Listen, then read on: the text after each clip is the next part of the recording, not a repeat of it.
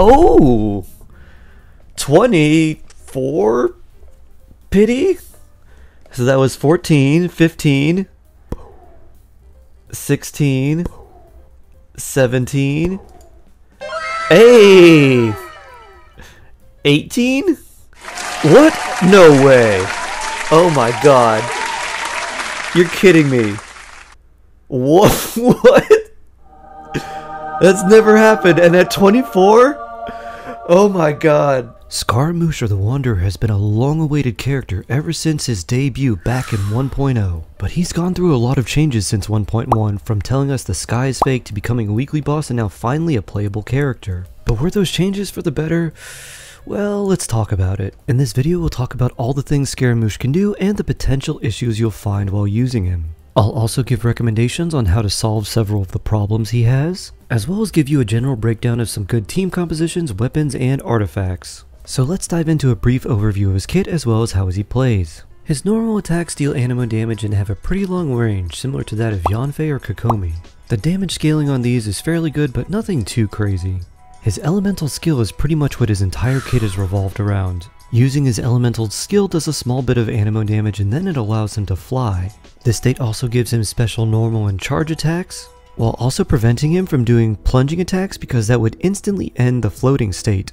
This mode is also how he generates energy. As long as he hits an enemy, he generates one anemo particle, and he can generate one particle every 2 seconds. His first Ascension passive talent is really good, and depending on what element he comes into contact with while floating, he gets special benefits. If he hits an enemy affected by Hydro, he gets 20 more floaty points. If he hits enemies affected by Pyro, he gets a 30% attack increase. If he hits enemies affected by Cryo, he gains a 20% crit rate buff. And if he hits an enemy affected by Electro, he gets 0.8 energy and can receive this amount of energy every 0.2 seconds. He has a separate stamina meter in this mode, and once it runs out, he goes back down to the ground. He maintains this stance by using an inbuilt mechanic called Kuguryoku points.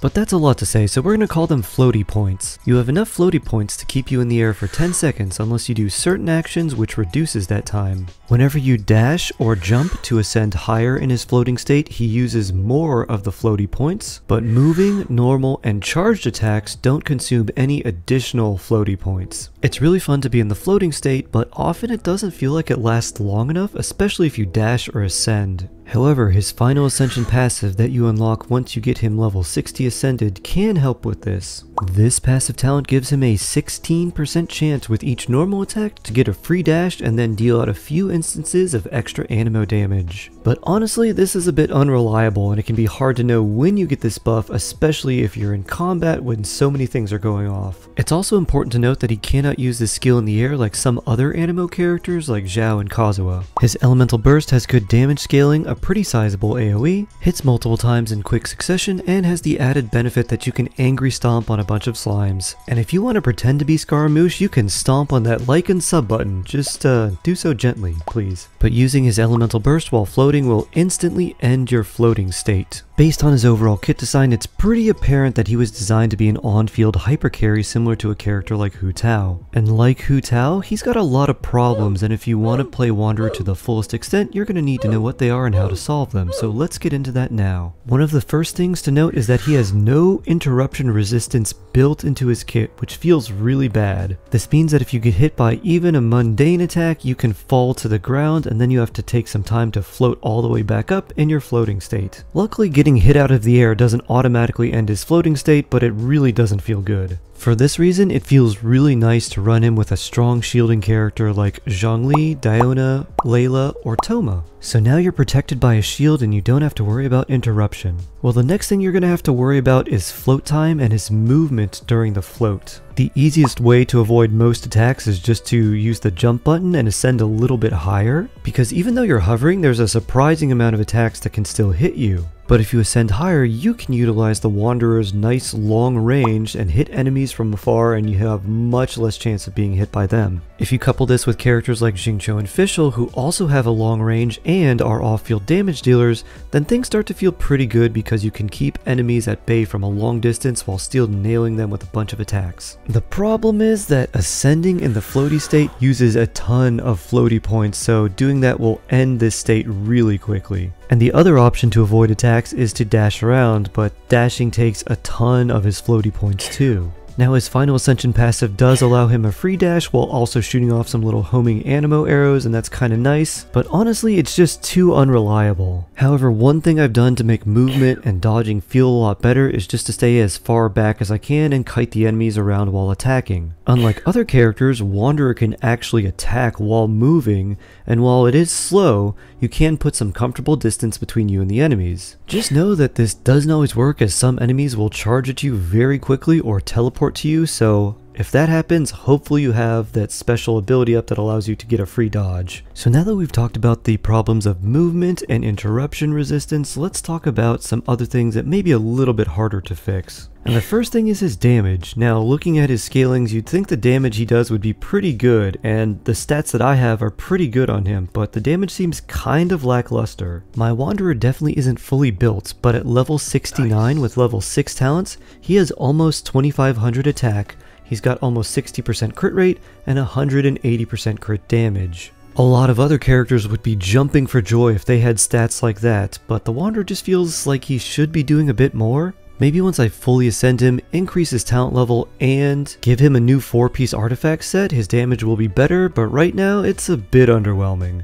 But another problem that I really don't know how to solve is trouble with his auto-targeting. In what I can only describe as true Scaramouche fashion, he attacks whatever he wants to, not what's right in front of him or what you want to. I've oftentimes tried to fight enemies and the intended target I had is very different from the target that he wants to fight. This wouldn't be such a big deal if he had a huge AoE range, and while his AoE capability is good, especially with his charge attack, it's not enough, especially if he's going to go fight a random enemy that he chooses. So those are some of the main gameplay issues around the Wanderer that you're going to have to work around. Except for the auto-targeting one, we're going to have to hope MiHoYo fixes something with that in a future patch. Next we'll go over the artifact sets and weapons you want to run on him, and then I'll go over team compositions and who pairs well with Wanderer. As far as artifact sets, he's actually got a lot that are pretty competitive. The artifact, the Desert Pavilion Chronicle, was tailor-made for him, and it's no surprise it's one of his best sets. However, he also does quite well with Shiminawa's Reminiscence, Echoes of an Offering, and even a 4-piece Viridescent Veneer set. While the Viridescent set is a very amazing artifact set, it's not nearly as good on him because he really doesn't care about swirl or amplifying other elements' damage as much as other Animo characters. He can also do quite well with a 2-piece VV set for the Animo damage bonus, or 2-piece Desert Pavilion Chronicle, and 2-piece attack set. However, you do really want one of those 4-piece artifact sets, and if you don't have any spare Shiminawa or Echoes lying around, I would definitely go for the 4-piece Desert Pavilion Chronicle. The substats you want to look out for in these artifacts are typical DPS substats: crit rate, crit damage, attack percent, a little bit of energy recharge, and just be aware that depending on what team comp you run and how you play him, you may not need that much crit rate and can focus more on crit damage. Remember, his Ascension 1 passive gives him a 20% crit rate boost when he hits an enemy affected by Cryo, and if you run 2 Cryo characters in a team with him, then he gets an extra 15% crit rate when he hits an enemy that's affected by Cryo as well. His Ascension substat is crit rate as well, meaning that when he's fully ascended without any bonuses from weapons, artifacts, characters, or anything like that, his crit rate would be a flat 24%. This means that if you built him in a team composition with 2 Cryo characters without any crit rate substats, he would have a 59% crit rate up most of the time. So when you're farming artifacts, it's really important to consider what type of team you're going to be building with the Wanderer, and we're going to cover all the best types of teams and best characters for him a little bit later in the video. As far as weapons go, because the Wanderer was designed as a hyper carry, he does want some really strong, often 5-star weapons. Almost any 5-star weapon is good for him, provided that it's an offensively based weapon that has attack percent, crit rate, or crit damage, so things like 1,000 Floating Dreams are definitely not made for him. What's also nice is that if you got a random Skyward Atlas or Lost Prayer of the Sacred Winds from the standard banner, or from an unlucky attempt at a weapon banner, those weapons are actually very good on him too. As far as 4-star weapons go, the Widsith is incredibly powerful with him, especially at high refinements. The long cooldown on it sucks, but it is still a very good weapon. The Blackcliff Agate is a nice stat stick. You're pretty much never going to rely on the passive and you never want to refine this weapon, but if you just want something for the crit damage, this is a pretty good option for you. The Eye of Perception, which has long been an LOL what is this meme catalyst weapon, is actually pretty decent on him. And by decent, I mean that it's not nearly as bad as it would be on anyone else, but it's still not the best option you have. Surprisingly, the Solar Pearl isn't that good. The crit rate is kinda nice, but like we said earlier when we were talking about artifacts, crit rate isn't super necessary on him, and you can't use the passive on it at all. The only instance of elemental skill damage is the initial hit when he first gets into his skill. Everything else is considered normal attack damage, and then using his burst while his skill is active automatically ends it, so you're really not going to get any mileage out of this passive. Now, as far as free-to-play weapon options, the Wanderer actually has a couple good ones. Dodoco Tails is actually pretty good because he can just charge attack spam, and his charge attacks are fairly strong with a decent AoE, so Dodoco Tails is kinda nice. If you don't have this limited event weapon, you could use something like the Mappa Mare or Frost Burial, and they're not as good as Dodoco Tails, but they are decent options for you. Next, we're going to go over team comps and considerations for the Wanderer. The first thing you have to know about him is he was designed as a hyper carry, meaning that he is an on-field DPS with no support damage capabilities. And generally, on-field DPS characters like this are more of a trap than off-field DPS characters because they have to be on-field to work at all. This means that you have to build around one character instead of building a team that contributes together. But the good news is, even though the Wanderer is designed like this, he has a lot more variety of teams that he can run, especially compared to characters like Hu Tao, Itto, or Zhao. And I'm going to give you some really good characters to run with the Wanderer, as well as a large variety of different teams you can run with him. But I first have to talk about the one thing that's really bad about his team compositions, and the one thing that is a gigantic trap. So here's the worst thing about him, and the biggest bait, and it's not actually about him or his fault at all. It's Faruzan. She is meant to be for Wanderer what Goro is to Itto, but Faruzan is also really bad on her own, and she has her own very big problems to deal with. Her energy requirements without constellations are really high, like 300% plus high, making it pretty much a requirement to run something like the Favonius Warbow on her and then have another character with a different Favonius weapon in your party. And then that's still not enough to have a guaranteed amount of energy to use your burst off cooldown. Now, characters with energy issues aren't anything new, but this is definitely one of the worst ones we've had in a long time. And in terms of the buff that Faruzan gives, it's calculated off of her base attack, not her total attack,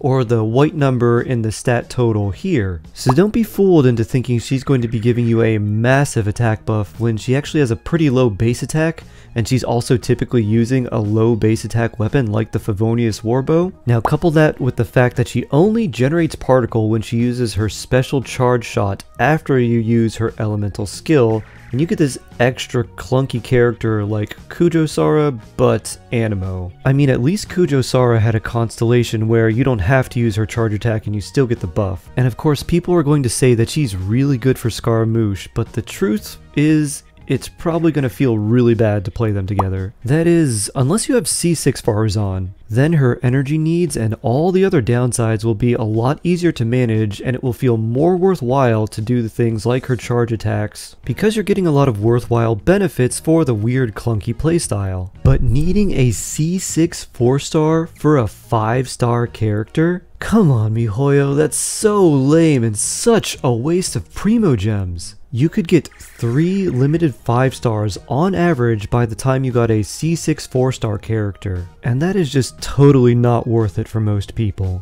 Even though she can increase Scaramouche's damage by a significant amount, she pretty much has very low damage on her own and pretty much no consistency or battery potential. Even a character like Diona, who basically does 0 damage, can still at least shield, heal, and battery cryo characters. And this has revealed a really major problem about Scaramouche. He is a hyper carry that is actually really hard to play as a hyper carry. The damage he does on his own just isn't significant enough. He needs a high constellation Faruzan to really make him work. He needs a special shield. There's a lot of conditions you need to meet. However, if you use a real off-field damage dealer like Fischl or Xingqiu that can often solve this problem. Even though Faruzan's buffs to the Wanderer are quite noticeable, she's only buffing animo damage, and he can't get his Ascension 1 passive from her. So the extra damage, utility, and ability to proc the Wanderer's Ascension 1 passive often makes it so running a character over Faruzan is a much better idea. But now that we've gotten that out of the way, there are still a ton of great teams that the Wanderer can run with. With all that being said though, he is really dependent on the support characters to make him shine. And that's exactly why I've listed a bunch of characters here that go very well with the Wanderer. I've listed them by element, and if you're wondering if the Wanderer would be a good pull for you, if you have a lot of these characters, then you've got a lot of flexibility to make some really good teams with him. But if you don't have a lot of these characters and you're on the fence, then I would probably hold off on pulling for him. So let's get into a quick list of characters that go very well with the Wanderer, starting with the Pyro element. It should be no surprise the first character on this list is Bennett. Healing, attack buffing, further attack buffing from the Wanderer's Ascension passive. Bennett's super good on just about any team, and there's no difference here. Thoma can be very good because of the shield he provides, but also because he can do off-field pyro damage, giving your Wanderer another chance to get his attack boost. Finally for pyro, we have Xiangling, especially with Bennett. The nice thing about Xiangling's Pyronado is it actually stays on the ground even if the Wanderer floats up into the air. This is not the case with characters like Kaya, because Kaya's icicles follow your character, and they'll follow you up in the air hitting nothing, whereas Xiangling's elemental burst will stay on the ground, continuing to hit enemies. Next up we have Cryo. Layla and Diona are very good for the Wanderer. They both provide some pretty sturdy shields, and Diona provides some additional healing. Layla's Star Slugs also have a long range, and they apply Cryo. And remember that anytime the Wanderer hits an enemy affected by Cryo in his floaty state, he gets a 20% crit rate boost. Other good Cryo characters for Wanderer include a character like Rosaria, or Ganyu as a burst support DPS. And as I mentioned before, Kaya is not a good character for Wanderer because the icicles from his burst follow Wanderer and they don't hit any enemies when they're up in the air. Next we move on to Animo. Faruzan is obviously good with the Wanderer, but at C0 she has a lot of problems. At C6 she's pretty nice, but C6 4-star? Venti's not a bad option either because the Wanderer can hit plenty of things in Venti's elemental burst. Just make sure you have other characters that can infuse other elements into Venti's burst. However, one of the better Animo supports out there is Jean. Jean provides healing. You can use Jean and Bennett to create the Sunfire combination, which is where Jean is constantly swirling Bennett's elemental burst, which does quite a nice bit of damage. And if by chance you have a C2 or C4 Jean, that actually pairs very nice with the Wanderer. Next, we're moving on to Geo. Normally, I'd say you'd want to avoid running Geo with an Animo character, especially because the Ascension 1 passive from the Wanderer does nothing with Geo. But you can actually run a pretty solid team with Wanderer if you have Zhongli and Yunjin, especially Yunjin with high constellations, and a strong or high constellation Faruzan.